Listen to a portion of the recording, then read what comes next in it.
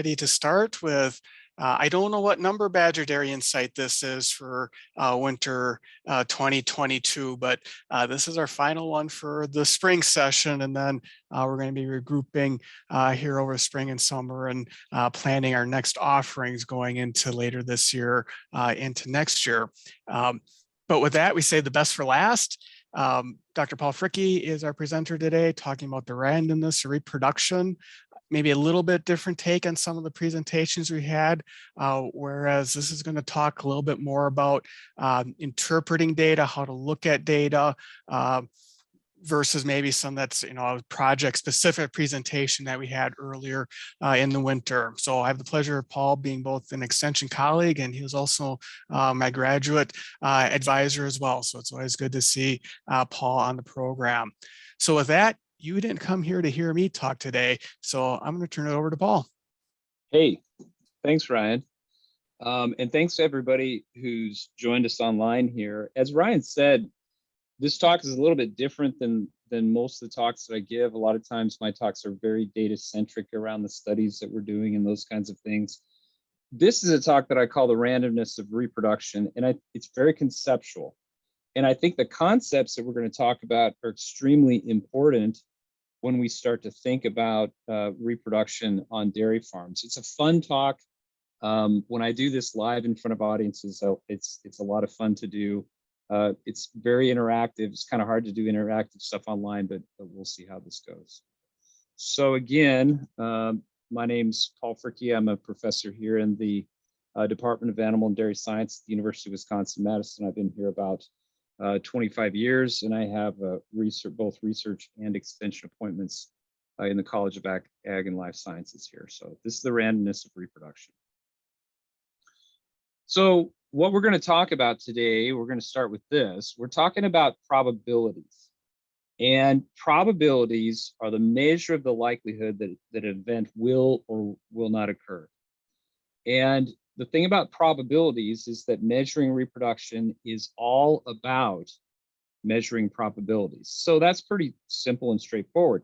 What I have to convince you of is that most people do not think about probabilities correctly. And I know people out in the audience are looking at this going, okay, I get probabilities, but I have to show you that in fact, the human brain does not deal with probabilities very well.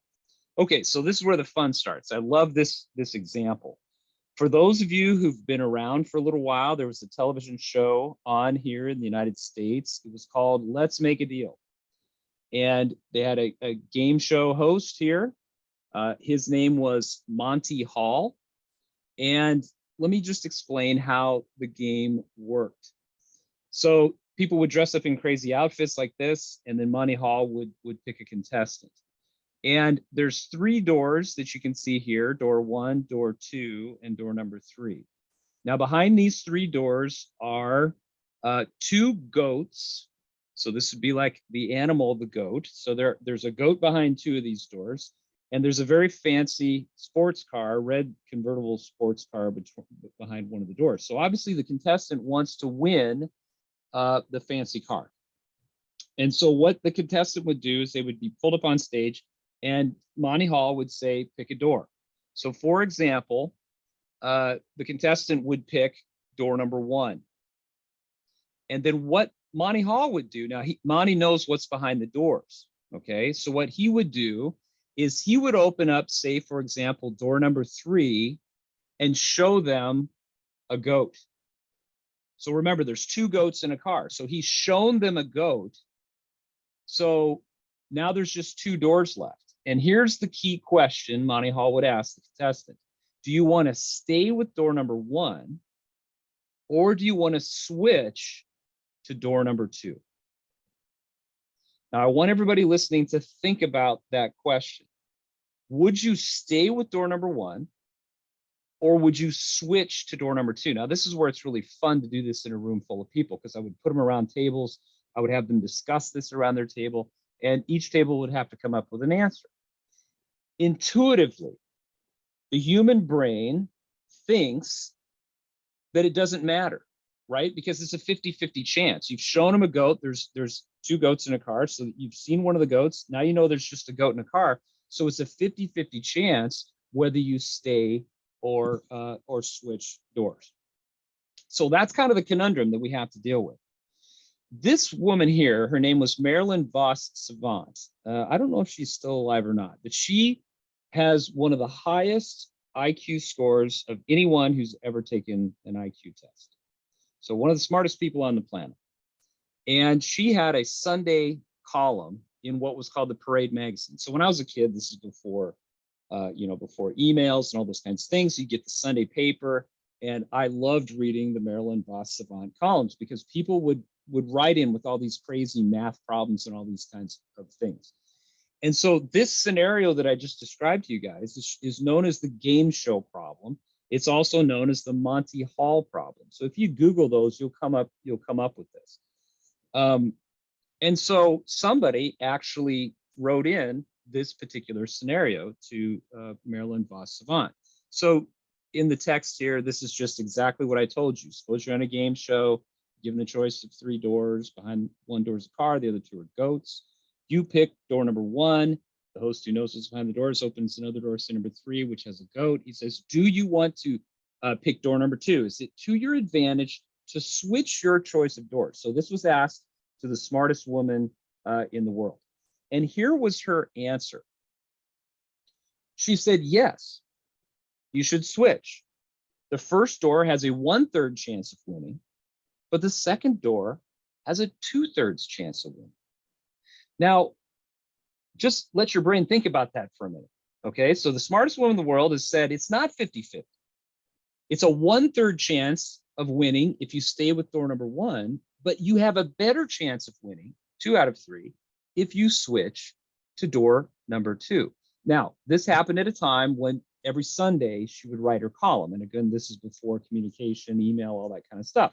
So she said that. So the next Sunday, all of these people started writing back and telling her that she was completely wrong, that she was out of her mind. And these people have PhDs behind their name. This guy is a PhD from George Mason University. This guy's a PhD from the University of Florida. These are mathematical people. I'm glad UW-Madison isn't listed here, okay? So nobody from UW-Madison said that she was wrong. So this person says, you blew it. If one door is shown to be a loser, blah, blah, blah. So they go on, these people are convinced it's a 50-50 chance. This person says, you blew it and you blew it big, since you seem to have difficulty grasping the basic principle at work here. So it's very condescending, actually, telling the smartest woman in the world that she doesn't know what she's talking about. So then all of a sudden you're reading the paper and you go, my goodness, the smartest woman in the world was wrong. She got this wrong. So then the next week she has to come back and she says, okay, let's explain this. The benefits of switching are readily proven by playing through the 6 games that exhaust all the possibilities. So this is a branch of mathematics, actually. It's set theory is I think what they call it. So for the first 3 games, you have to look at all the possibilities. And so this is what she did. She put a grid together like this. So if you think of all of the possible games, there's only 3 different kind of games you could have. The car could be behind door number 1, door number 2, or door number 3. And remember the scenario. If you pick door number 1 and Monty shows you the goat behind door number 3, if you switch in game 1, you're going to lose. But if you choose the door number 1 and he shows you this goat, you switch and you win. If you choose door number 1 and he shows you this goat, you switch and you win. So you win 2/3 of the time, you lose 1/3 of the time. And it's so fun when I do this in front of groups of people because you show them this and they still don't believe it. They still don't believe this is how it works. She also says that, this is if you switch, this is if you stay. And of course, if you stay with door number 1, you only win 1/3 of the time, you lose 2/3 of the time. And so this became known as the Monty Hall problem. Since that time, they've run computer simulations and looked at this, and Marilyn Vos Savant was correct. Switching is an advantage. So if you're ever on a game show with this scenario, you should switch. That's the thing. So again, this is just a little exercise to show you human brains aren't good at thinking about probabilities. What changed during the game was not the probabilities. It was your knowledge of what was behind the doors. Okay, that's really the fundamental thing. Now, she went on to explain this, and this really caught my eye, and I started thinking, how does this relate to dairy cattle reproduction? Because that's what I do, dairy cattle reproduction. She said, you can prove this to yourself, and you can play this game with another person with these 3 playing cards. So, for example, the jokers are the goats, the ace is the card, the door that you want, and you're Monty Hall, so you'd flip those over, and you can play this game with your kids. Now, she said there's a caveat here. She says you have to do this a few hundred times to get statistically valid results. That caught my eye. That's very important. How many times do you have to play a game like this before you're confident that switching really gets you a 2/3 advantage to staying? So this is introducing kind of a new concept of repeating these kind of trials, I guess is what we would call them. So I'm going to move to another example then and start to flesh this out a little bit. I want you to imagine a coin flip. So if you flip a coin, you have a head or a tail. What are the chances if you flip a coin, you get a head? Okay, so most people, if you ask that question, are going to say it's a 50-50 chance of flipping the coin and getting a head. Now, the problem with this, or let's expand this example. Back in medieval times, the king would host games of chance in his castle. And if you had very unscrupulous people that would play these games of chance with a loaded coin. So a loaded coin doesn't flip 50-50. It's weighted so that it has an advantage to flip, let's say, heads more frequently. If you're playing games of chance and you know that, you can win a lot of money and steal the king's money, which the king doesn't like. So the question is, how many times do I have to flip a coin to convince myself that it's 50-50 chance of getting ahead? And what I would have you do, if I'm doing this talk live, I'll have people pull a coin out of their pocket. When we used to actually use real money, everybody had coins in their pockets, so they'd pull a coin out of their pocket, and I'd say, okay, I want you to flip the coin 10 times and tell me what you get. Well, guess what? If you only flip a coin 10 times, you don't always get 5 heads and 5 tails. Sometimes if you're really unlucky, you might get 1 head and 9 tails. You might get 6 heads and 4 tails. See how that works? So you can get all those in between. And so again, the question is, how many times do I have to flip a coin to convince myself that it's fair, that it's a 50-50 chance? Now, there was a mathematician, his name was John Kerrich. John Kerrich lived from 1903 to 1985. John Kerrich was captured in World War II, and he was imprisoned by the Nazis. And he's a mathematician, so he had a lot of time on his hands, and he had a coin. He did this very famous coin flipping exercise. So if you Google John Kerrich, you will come up with this particular figure. You'll find this figure on the web. So what he did is he said, okay, I'm going to cost, now these are to the powers, right? So this is 10, I'm going to cost a coin 10 times. When he tossed this coin 10 times, he got 40% heads. Well, is that true or not? Well, it's only 10 times. If he got up to like 50 times, all of a sudden it was 57% heads. So now we're seeing this bouncing back and forth. If he flipped it 100 times, he was only at about 45%. It wasn't until he flipped the coin 1,000 times until things kind of started to level off, and it was about at 50-50. So think about that. You have to flip a coin 1,000 times in order to prove to yourself that that coin flips 50-50, heads versus tails. And guess what flipping a coin is just like? It's exactly like breeding a cow and evaluating a preg check. How many preg checks do I have to do to understand what the true conception rate is in a dairy herd? And the answer is usually more cows than are present in that herd.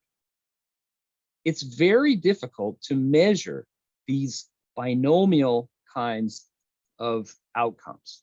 So let's keep going here. This guy, Jacob Bernoulli, you can see when he lived here.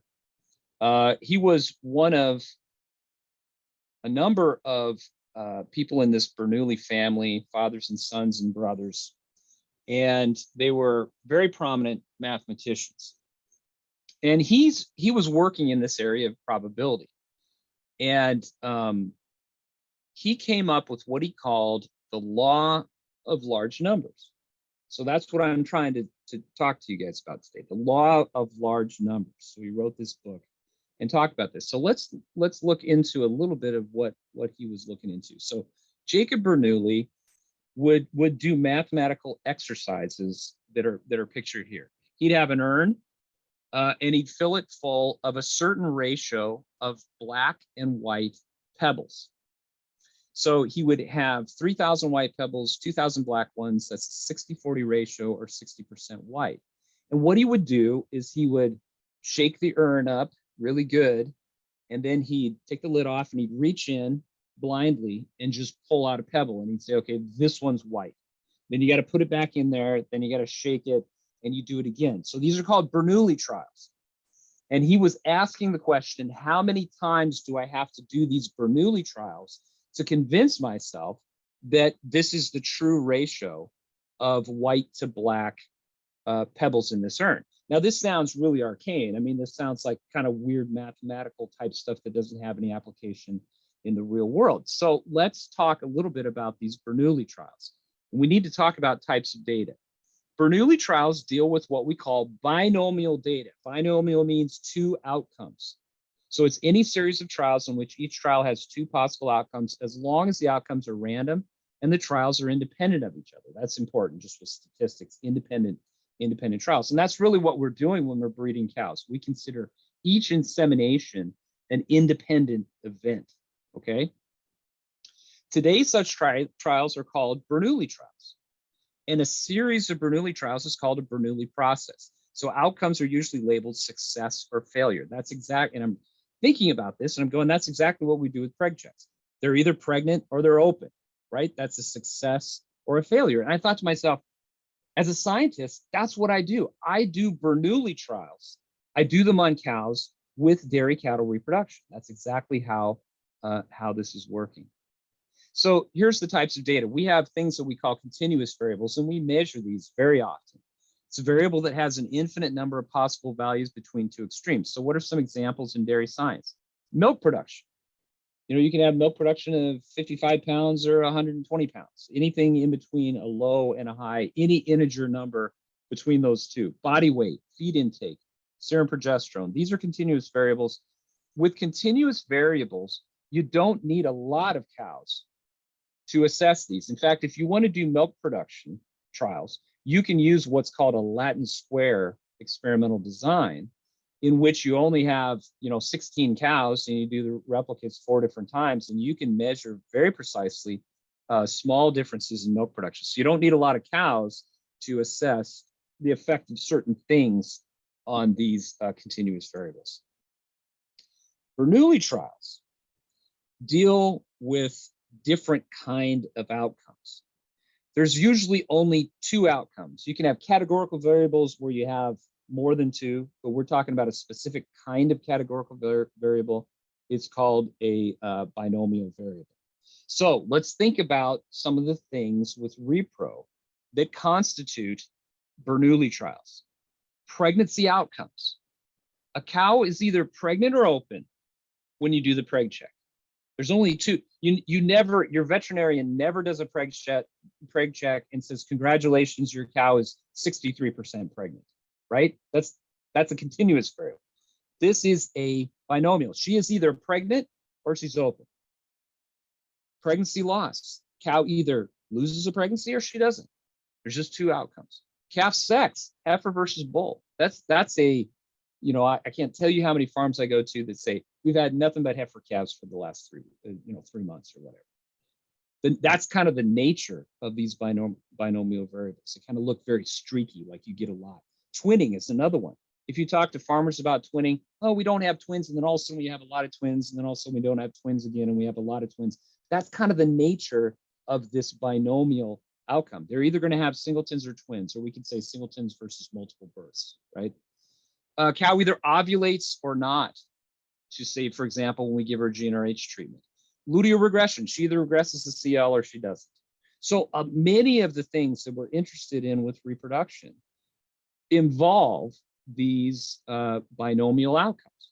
And so they're very difficult to measure because we need large numbers. Remember what we're talking about. Bernoulli had the law of large numbers.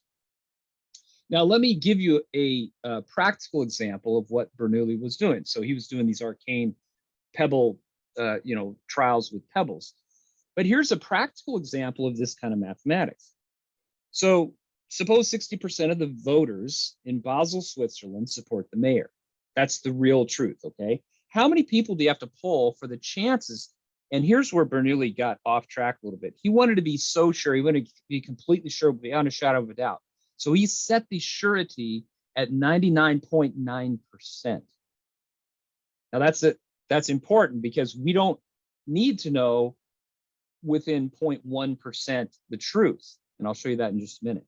So the chances are 99.9% that you will find the mayor's support to be between 58% and 62%, okay? What he calculated is that he had to have 25,550 people to establish that amount of surety that 60% of the voters supported the mayor. That was more than the entire population of the city in that day. He got very frustrated with this whole mathematical exercise and said it can't be done. He kind of quit working on this. Now, let's use an example today. Today, we can achieve a statistically significant result with an accuracy of plus or minus 5 percentage points by polling a relatively small number of people. And I think many of you know this. If you see these political polls around election times and those kinds of things, you'll always see within a margin of plus or minus 4%. That's because statistically, based on these binomial outcomes or this Bernoulli example, you don't have to poll the whole population. You can poll relatively small numbers of people and get within a reasonable amount of accuracy what they're thinking as far as how they're going to vote. Okay, the thing you sacrifice is it's plus or minus 5%. Okay, so this is a good example of a practical Bernoulli example. Now, so I'm talking about the law of large numbers. The opposite of the law of large numbers is the law of small numbers. And this is where dairy farmers run into problems. It's the misconception that a small sample size accurately reflects underlying probabilities. I think my experience with dairy farms is that it's human nature. Every dairy farmer wants to prove to him or herself that something works on their dairy, on their cows. You know, they may look at results from a well-designed experiment with lots of cows, all those kinds of things. They'll go home and they'll run their own experiment. But when they do that, they're often dealing with the law of small numbers. This is a misguided attempt to apply the law of large numbers when the numbers are not large. And again, I don't blame people for wanting to prove to themselves that something works on their farm. It's simply difficult to do or impossible to do on some farms based on the number of cows that you might have. Now, statistics help us to interpret data. We can do this under field and experimental conditions. So I want to go into this a little bit and show you guys how we use statistics. So this is a statistical concept called a 95% confidence interval. If we could measure every animal in the entire population of animals on planet Earth, there would be no variability. We would know the answer exactly, but we can't do that, right? So whenever we're looking at data, we're looking at a subpopulation of the wider population. So a confidence interval gives an estimated range of values, which is likely to include an unknown population parameter. And so this is our normal distribution. A 95% confidence interval is going to say 95% of the time when we're measuring from this population, the mean is going to fall somewhere in this yellow part here. You'll miss some of the tails out there. So only 5% of the times will you get samples out in these two extreme sides of the population. So many people then use computerized software programs. And this is another little thing that I run into a lot on dairy. So this is an example of DairyComp 305, a program we use here in the United States a lot. If you just run this command, BREDSUM by breeding code, farmers are basically recording breedings on different things they're doing with different programs. So here we've got this little acronym. It stands for CEDAR. Well, we know what CEDARs are. CEDARs are progesterone releasing devices, a controlled internal drug releasing device that we can put into the back end of a cow, releases progesterone. So people be using CEDARs. This is an OBSYNC program, uses a resync protocol. These are cows bred to a standing heat. These are cows bred to a timed AI program. And these are vet palpation. I think these were probably cows that were bred because the veterinarian told them to, by the way, which is usually the worst conception rate on the dairy. So you don't want to do that. My point is that this is not a controlled randomized trial. They're just doing these different things. The bars, this is the mean, for example, and this black bar is the 95% confidence interval. So I generally say, as a rule of thumb, if you go down as far as you go up, if these overlap, you cannot say that they're different. So for example, the conception rate in the CEDAR group here is 48%, and the conception rate of the OBSYNC resync is only 37%. Most people would look at that and say, wow, CEDARs are doing great. Now, keep in mind, they're not randomized. We don't know why they're putting CEDARs in certain cows. This is not an experiment. But people would logically conclude whatever cows are getting the CEDAR are better than these OBSYNC resync cows. But let's look at this. There's 2,420 cows in this bar, so that the 95% confidence interval is really small because this is a power. It's dependent on the number of animals. There's only 117 cows in this group, so the 95% confidence interval is wider, and you can see they both meet at 39. So statistically, we cannot say that those two things are different. I think this is an important concept when you're looking at field data to know whether bars are actually different or not. There's so much variation in this bar that it's not different than any of these other ones. You can't say that this is even 50% because the confidence intervals almost 50 to 100%. I don't know how many cows are in the vet palpation group. Probably hardly any. So this is an important concept when you're looking at data. So that's just an example from field data. I want to do an example for some of the things that we do in our experiments, and I want to talk a little bit about experimental design. When we design experiments, there's really three critical components to design an experiment. You need to randomize cows. Let's say you're looking at two treatments. You have to randomize the cows to treatment. You can't put all your favorite cows in the treatment you think is going to be better. Okay, that's not how randomization, we flip a coin and we say one goes this way and one goes this way. You got to randomize cows to treatment. Most farms, if they're looking at something, don't randomize cows to treatment. You have to replicate the experiment. That's really what we're talking about here. You have to have enough cows to determine a predetermined difference. And we use what we call statistical power calculations, which I'll show in just a few minutes. And we always have a control group. So you have to have something to compare it to. You can't switch everybody to a new thing and then conclude that that switch actually made the improvement.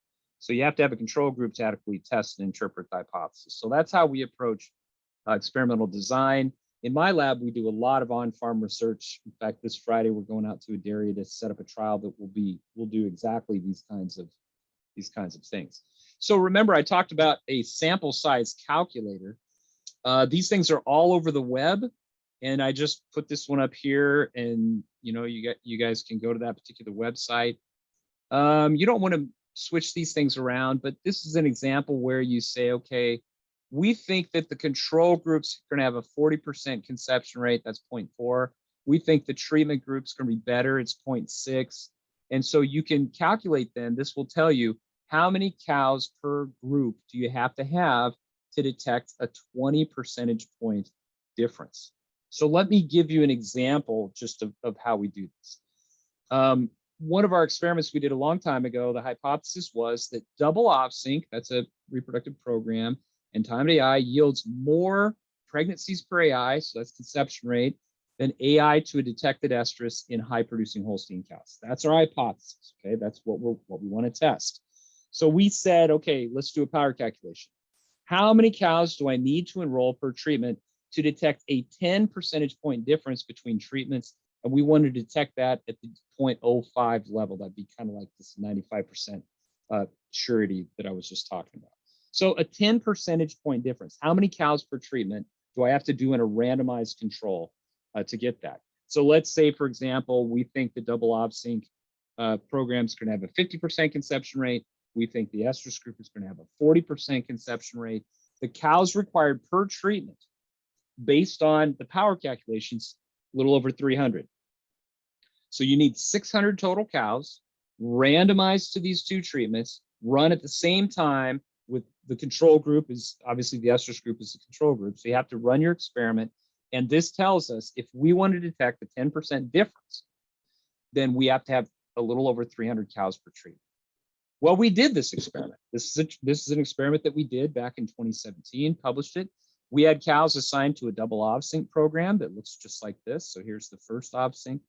Here's the second off-sync. We include a second prostaglandin here. That's what makes this a fertility program. Do the timed AI. We compared it to this treatment, which is mostly just 2 shots of prostaglandin 14 days apart. And then they came into estrus and the cows were inseminated to estrus. And lo and behold, the difference was exactly 10 percentage points, very close to what we estimated it would be, 49 versus 39. And this was significant at less than P, less than 0.05. It was actually P less than 0.02. So we can actually say we were just right about at that 300 cows per treatment. So this is how we do experiments. So first thing you have to know, how many cows do I have to include in the experiment to do this?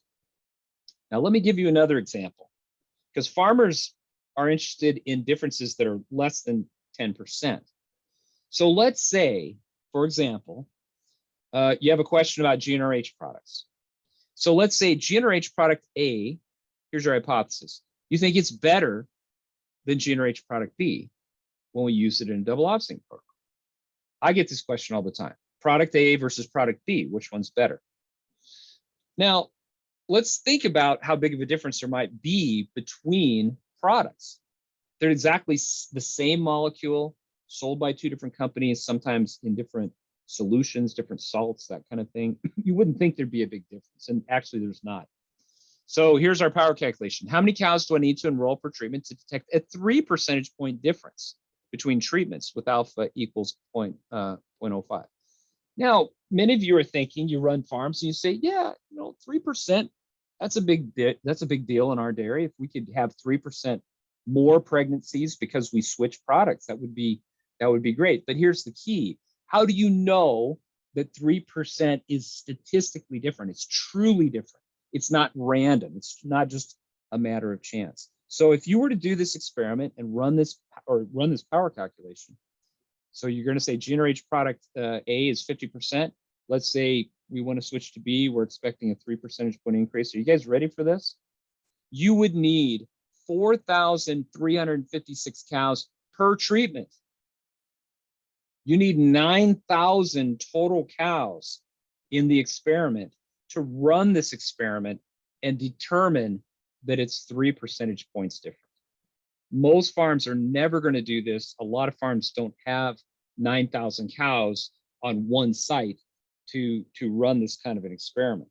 So what you can see is that the smaller the difference we want to detect, the more cows we have to include in the experiment. And that relationship is not linear. As the percentage goes down, the numbers go up kind of exponentially. These are very difficult questions to ask in research trials. I'm not very interested in running a research trial like this because the chances of there not being a difference are really high. Okay, so 3 percentage points may seem like a big deal. It's just very difficult to detect that particular difference. Okay, so that's a little bit about experimental design, about thinking about field data and those kinds of things. And I hope you're seeing this concept with the randomness of reproduction. So I want to switch gears a little bit, and I want to talk about roulette. And when I do this talk live, if people will actually be honest, I ask the question, how many of you have ever played roulette? You know, most people are familiar with a roulette wheel. And I happened to be in Las Vegas visiting my brother-in-law and sister-in-law, and we went to a casino. And I stood at the roulette table and kind of watched for a while. And there's some very interesting things, because statistics and probabilities, if you know about statistics and probabilities, you're a much better gambler. And what I want to talk about is something that's called the gambler's fallacy. Again, it plays on this idea that the human brain is not very good at thinking about probabilities and statistics, okay? So here's the gambler's fallacy. It's an idea that an event is more or less likely to occur because it has occurred or has not happened recently.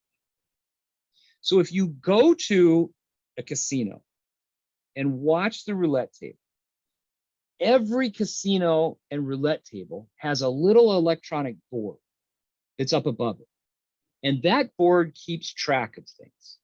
It keeps track of how many odd numbers are in a row and how many black or red numbers or even numbers are in a row.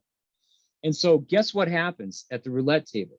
If you spin the table and all of a sudden what happens, you go black, and then another spin, black, and another spin, black, and then another spin, black. Guess what everybody does?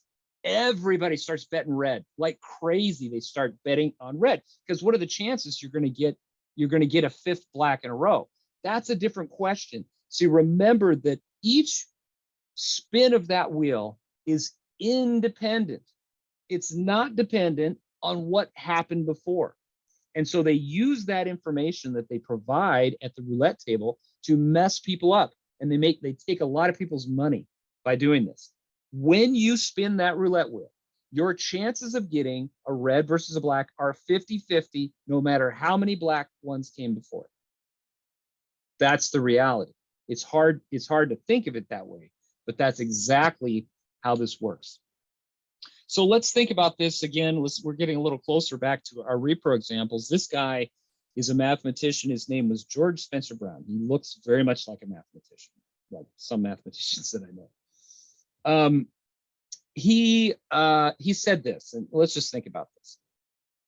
He said, in a random series of 10, get this, 10 to the 1,000,007th. Why 1,000,007? I have no idea, but it's 1,000,007. So 10 to the 1,000,007 zeros and ones. So it's just a random sequence, long sequence, okay? 10 to the whatever, 1,000,000th. That's a lot. He said, despite it's a random series, you should expect at least 10 non-overlapping subsequences of 1,000,000 consecutive zeros. Now, again, I want you to just think about that. What if you're a veterinarian and you're doing preg checks in the middle of 1,000,000 consecutive open cows? This is how kind of these random sequences work, okay? This is an extreme example. So let's turn to dairy cattle reproduction. And I love to do this because I get a lot of emails from people, and I take their names off of these things because, you know, to hide the names to protect the innocent. So this is an actual email that I got. So let's dive into this. Hello, Paul. Really good to use my name. That really draws me in. Okay. My question, got 160 cow dairy. Immediately, I'm reading this. Okay, 160 cow dairy. Law of small numbers. This is not the law of large numbers. This is the law of small numbers. 160 cow dairy. I've worked with them for about 15 years. They've never had good repro, but did get cows and heifers pregnant. Very good. Herd checks are every 2 weeks. Okay. And every 2 weeks, they check from 16 to 25 cows each time. That would be very typical for 160 cow dairy. 16 to 25 preg checks, that's pretty common. Is that a lot of preg checks? No. This is violating the law of large numbers. So we've had at least 50% be pregnant at that exam. So everything was cool with repro. That's what they're saying. But here we go. Here's the crisis. This is a repro crisis on this farm. For the past 6 weeks, we have only gotten 3 total pregnancies. Call the reproductive expert. We're having a repro disaster on our hands. And I can't tell you how many times I've been doing this for 25 years. Early in my career, people would email me and they'd say, oh, Dr. Fricke, you have to come to our farm. You just have to come to our farm. And so I'd say, okay, when's the next herd check? I did this for a while. I can't tell you how many farms I went to. I showed up, they were having a repro crisis. And the day I was there, guess what? Herd check was fine. Oh my gosh, we don't have a problem anymore, right? So we got to think about this. And this gives us some keys about how people think about reproduction and ways that we shouldn't think about reproduction. So let's just take this example. What I did here is I put this figure together, and this figure represents 200 pregnancy diagnoses. Now, it's 200 a lot. It's more than 16 to 25. You know, I could have done 2,000, but the figure would have been really big. And so the figure consists of black and white circles. And we're going to start at the upper left and move across here, just row by row. So these are like preg checks, okay? The white circles are pregnant cows, black circles are open cows. So there's 60 in this grid, there's 60 total pregnant cows out of 200 total. So what we can say about this is the true conception rate of this population of 200 cows is 30%. But most farms don't do 200 preg checks. Okay, so just let's look how this goes and see if this sounds familiar to you if you're doing preg checks. So we got open, pregnant, open, open. Things are looking bad, but now we got pregnant, pregnant, pregnant, pregnant. Oh wow, good herd check, right? Open, oh, not looking so good. Pregnant, pregnant, looking better. Open, pregnant, open, open, and then you get done with this one, and all of a sudden we get here and we go. Open, open, open, open, open, open, open. Oh, it's like, oh my gosh, call an expert in. We're having a bad herd check. This is exactly what a herd check will look like. If you're 50% conception rate, every other cow isn't pregnant. It just doesn't work that way. You have streaks of pregnant cows and open cows, and it looks just exactly like this. So let's say that a herd doesn't do 200 pregnancy diagnoses. Let's say a herd checks 40 cows out of this population. If you check this 40 cows, your conception rate that week is only 13%. Now remember, the population was what, 30? So 13%, that's not very good. So bad herd check. You got a bad herd check day. Blame the veterinarian, blame the breeder, call Fricke, get him out here, fix the problem, right? But what if you check those 40 cows? Well, now we're at 23, not quite 30, but better than 13. And what if we check either of these 40? Now we're at 40%. Wow, that's 10%, 10% better than the 30%, right? And so here's what happens when we're dealing with these series of binomial. This is like a Bernoulli process, right? You'll see a lot of variability from week to week in preg checks. If you have a 50% conception rate, it's not just 50% exactly every week. Some weeks it might be 30, and some weeks it might be a lot better. Even if you check 60 cows, so if you check these 60 cows, it's still not the average. You can pick out different sequences in here. So even here, checking 60 cows, it would only be 20%. So let's review. According to the mathematics of randomness, that's what we're talking about, the mathematics of randomness, runs of pregnant or open cows are to be expected in a series of 200 pregnancy outcomes. Ryan, was there a question? You just popped Finishes. I got a question for you, but finish this slide. I'll finish this slide. The predictive ability of smaller sample sizes violates the law of large numbers. So most people simply don't have enough cows to really estimate these things. And here's the interesting thing about the human brain. The human brain is a pattern-seeking organic device. Everybody is trying to filter reality and figure out what's going on. Once the human brain thinks they see a pattern, they don't let go of it. And these are the farms that I go to where people say, I've had nothing but heifer calves for half a year. And you look back at their records and you say, well, here was a heifer calf. You know, and so what happens, the human brain, if they get in the mentality that all we're having is bull calves, they might go bull, bull, bull, bull. And, oh, there's a heifer, but whatever. That doesn't count. We just had 4 bulls. You know, so they get this bias in their head. So this is kind of where we're going with this. Ryan, you had a question.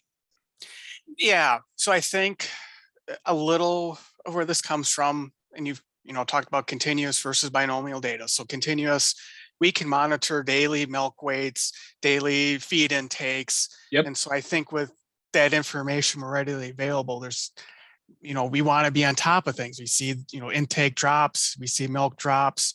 We want to get on top of the problem before it snowballs and gets worse on us, right? Absolutely. Yep. So with repro, we're challenged with it's a completely different type of data, getting enough observations. But at the same time, how do you talk people through, when do you say, no, we do have to intervene, or no, we got to wait and see how this plays out? Yeah, it's a really good question, Ryan. It's probably the most common question I get when I'm giving this talk. How do I know when there's actually a problem?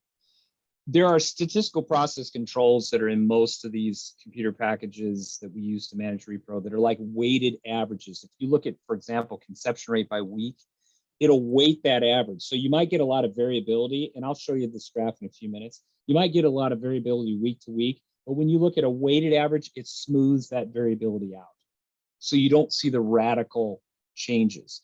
And then like dairy comp, for example, will look at changes. It uses statistical process control. So if the drop is more than expected, it will actually code the bar a different color. So that's a real change, maybe a real change that happens. Another story I'll tell real quick, Ryan, is I had a guy that went to one of my talks, and he had a small farm, and he made a comment. He said, and this wasn't in this talk, it was another talk. He says, I don't have a lot of cows in my herd. So I have to use the data that you show from big herds to make decisions on my farm. And that was a really smart thing to say, because he's one of the few people who says, I can't prove to myself this works on my farm. I don't have enough cows. So I have to trust the randomized controlled data that people are doing with actual research projects to make decisions. And then what you have to do is stick with the plan and hope that it's working. Now, whether or not things are going bad, I mean, if things go bad long enough, I think we have to start to take action. But I don't want people to panic. What I want to try to get people away from, Ryan, is the good herd check, bad herd check mentality. That will drive you absolutely crazy to try to figure out what's responsible for that variability. And that's what I'm going to show kind of next year.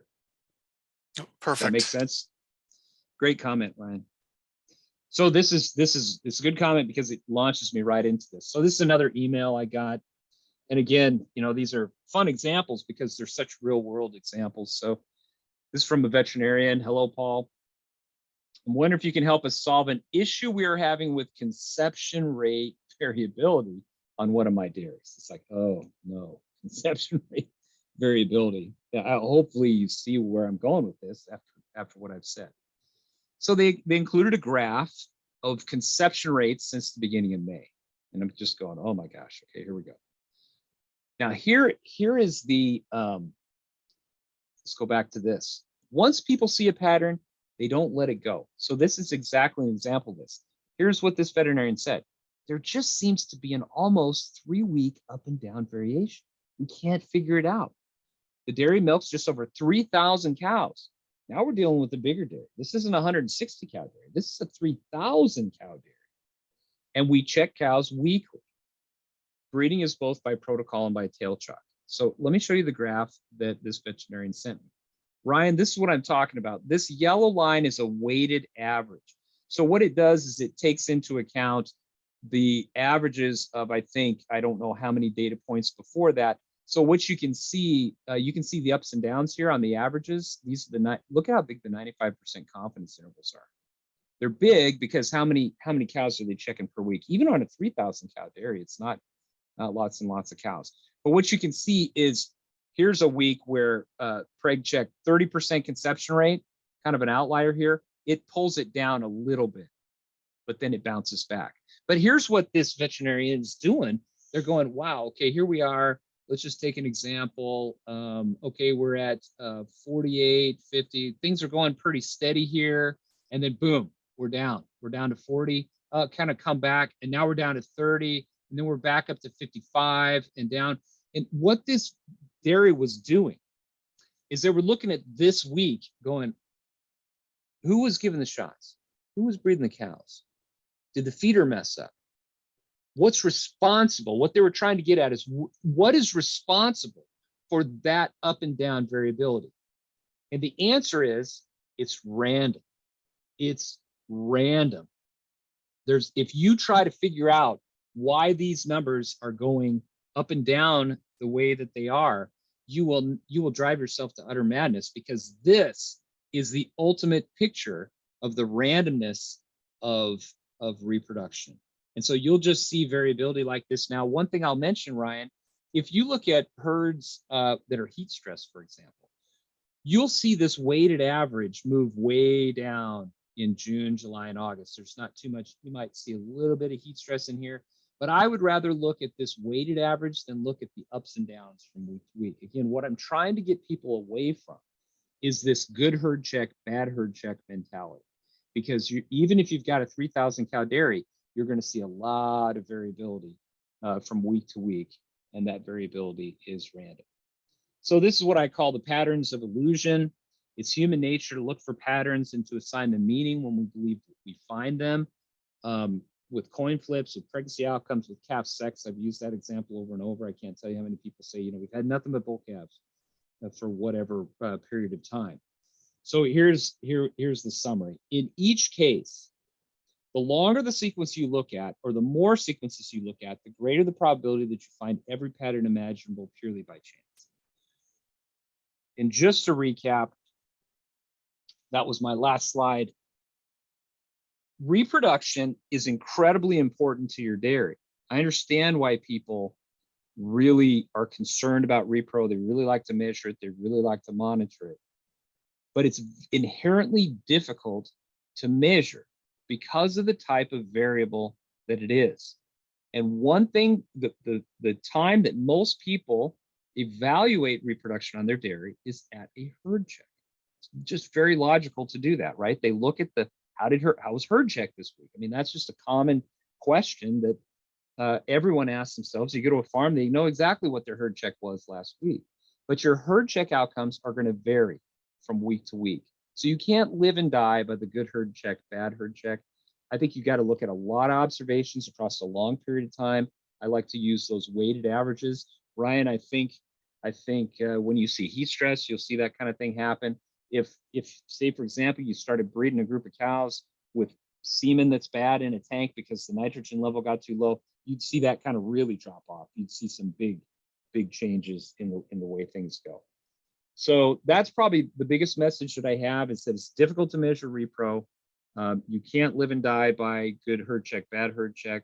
You got to look at these things long term, and you got to think statistically when you're thinking about these different kinds of outcomes.